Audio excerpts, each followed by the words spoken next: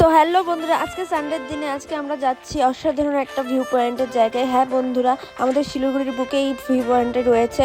সেই ভিউ পয়েন্টটির নাম হচ্ছে হোয়াইট স্যান্ড। তো আজকে আমরা চারজনে মিলে বেরিয়েছি সেই জায়গায় যাওয়ার জন্য।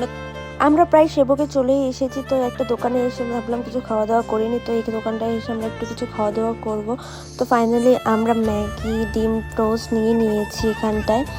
তো খেতে খেতে আমরা নেক্সট ট্যুরের জন্য প্ল্যান করাও শুরু করে দিয়েছি যে আমরা নেক্সট কোথায় যাব। মানে সিকিম, এর আগের বছর যেমন আমরা সিকিমে গিয়েছিলাম, তো এবার কোথায় যাবো সেগুলো নিয়ে প্ল্যান করা হচ্ছিল। আর এখানকার খাবারগুলো খুব টেস্টি ছিল, সেই জন্য সব কটায় হামলা করে দিয়েছি। বাট সত্যি গাইস, এখানকার ম্যাগিটা খুবই টেস্টি ছিল। আমরা খাওয়া দাওয়া করে বেরিয়ে পড়ি সেই মেন লোকেশনে যাওয়ার জন্য।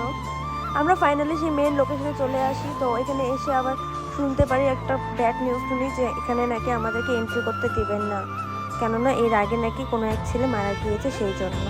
এই কথাটা শুনে তো আমার প্রচণ্ড খারাপ লাগলো। এতদিন অপেক্ষা করেছিলাম, ভেবেছিলাম এখানে এসে ভিডিও বানাবো, তো বাট করা যাবে, আসতে বছর আবার হবে, সেই দিনটা আসবে, আবার আমরা এখানে হলো না